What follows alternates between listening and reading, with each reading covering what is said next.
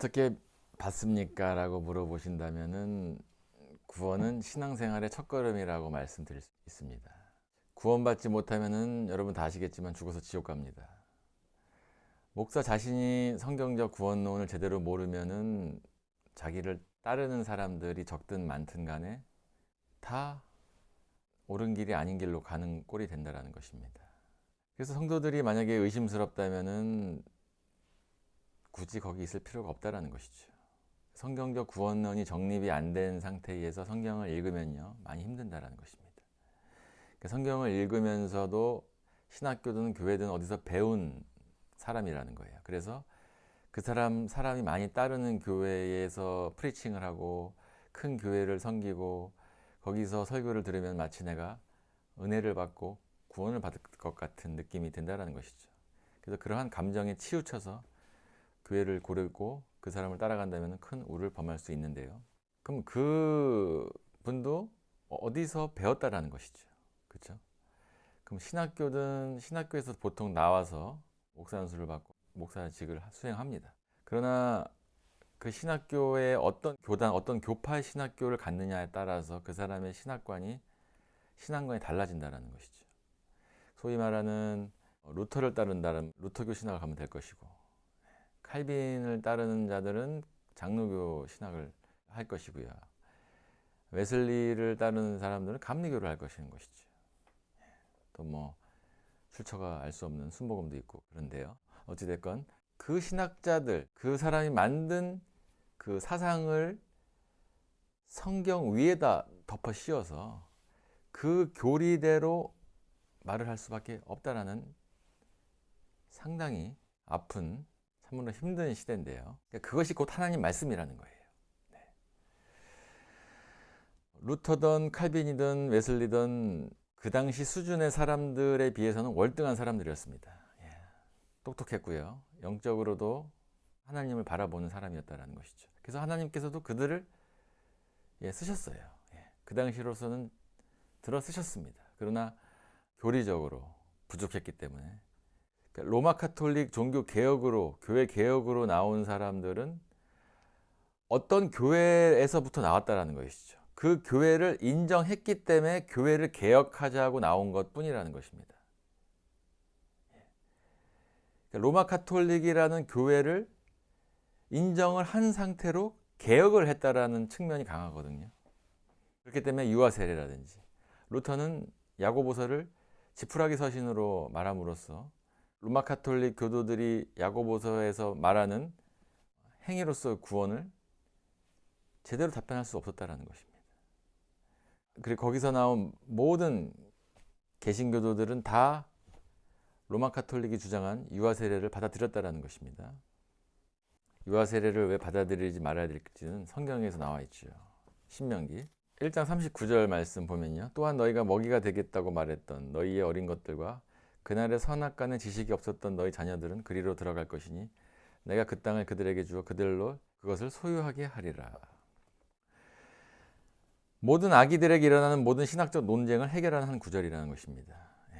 이건 선과 악이 지식의 나무에서 나는 것을 먹기 위해 아담과 이브처럼 그 아기들이 무죄임을 말해준다는 것이죠. 로마서 4장 8절이요.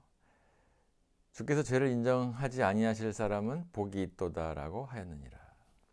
그 사람들을 들었었지만은 문제는 뭡니까? 항상 거기서 나온 후예들, 그 종교개혁으로 바른 믿음만으로 구원을 얻는다라는 루터의 발언으로서 그 당시부터 다시 한번 부흥의 물결이 용솟음 쳤는데요. 결국에는 점점점 그 후대들로 인해서 그 복음이 퇴색이 됐다라는 것입니다. 지금 로마 카톨릭에서 나온 교파들은 차이가 없어요. 모든 지금 개신교 교파들은 예배 순서조차도 서로 걸 다 받아들이면서까지 예배를 드린다라는 것이죠.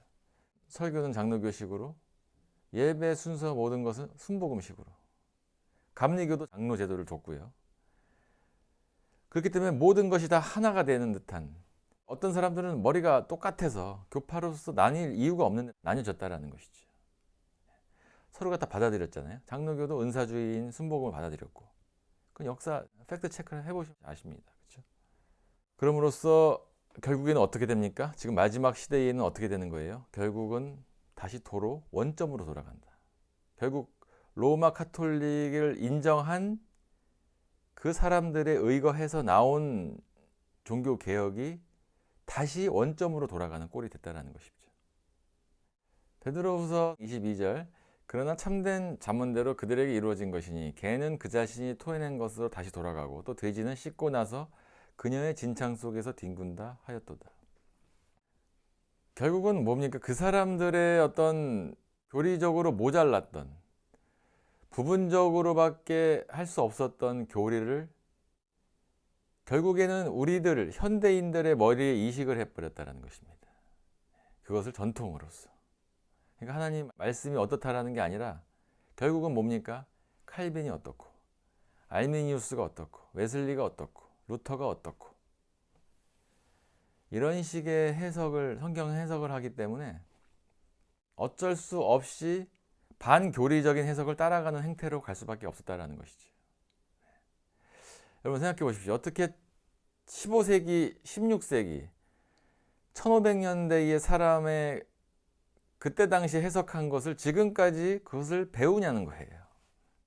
성경 말씀은 계시는 이미 완성이 됐지만은 우리 인간의 지식 수준이 모자르기 때문에 해석을 못했던 것이 많이 있었다라는 것입니다. 그 당시에도 이미 종교 개혁가들조차도. 그러므로 인간한테만큼은 계시의 점진성이 있었다라는 것이고요. 계시의 향상성으로 올라가야 할 수밖에 없는 처지였었다라는 것이죠. 그래서 지금은 교리적으로 거의 완성이 된 상태라는 것입니다. 누가 그것을 풀었습니까?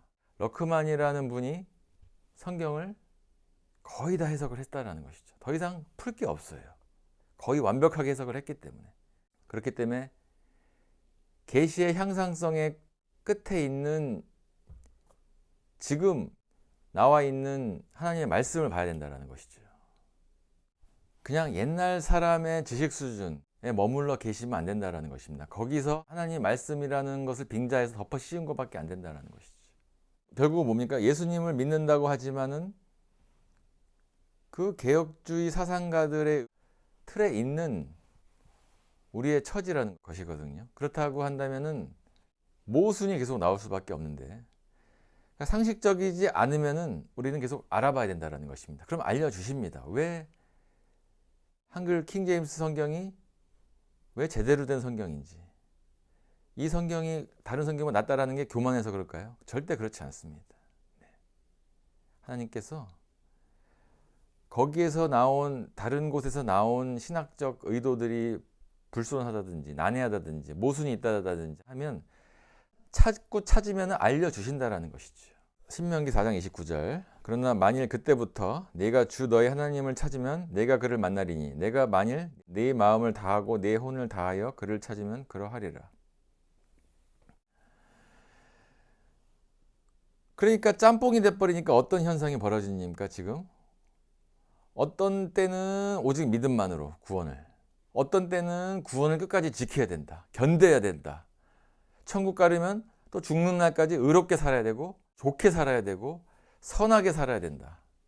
그리고 예수님을 모방하면서까지 끝까지 그를 따라가야 된다. 이러한 혼동된 메시지를 구간마다 배치함으로써 사람들을 혼동시키고 만다라는 것이죠. 그렇게 된다면 결국 믿음이 생기는 게 아니에요. 의심만 증폭이 되죠. 의심이 조금이라도 있으면 구원을 받을 수 없습니다. 온 세상을 얻으면 뭐합니까? 혼을 잃고 지옥에 가면 유익이 없다라고 분명히 나와 있다라는 것이죠. 마태복음 16장 26절 사람이 온 세상을 얻고도 자신의 혼을 잃는다면 무슨 유익이 있겠느냐? 또 사람이 자기 혼을 무엇과 바꾸겠느냐? 그래서 구원은 회개할 마음만 있다면 쉽습니다. 회개하는 마음으로 육신으로 오신 하나님이신 주님을 자신의 구주로 믿음으로써 받으면 된다는 것이죠. 자신의 어떠한 공로도 없이 오직 주님을 영접함으로써 하나님의 아들이 된다는 것. 그것이 우리가 단 하나의 믿음만 가지고 살아야 된다는 것입니다.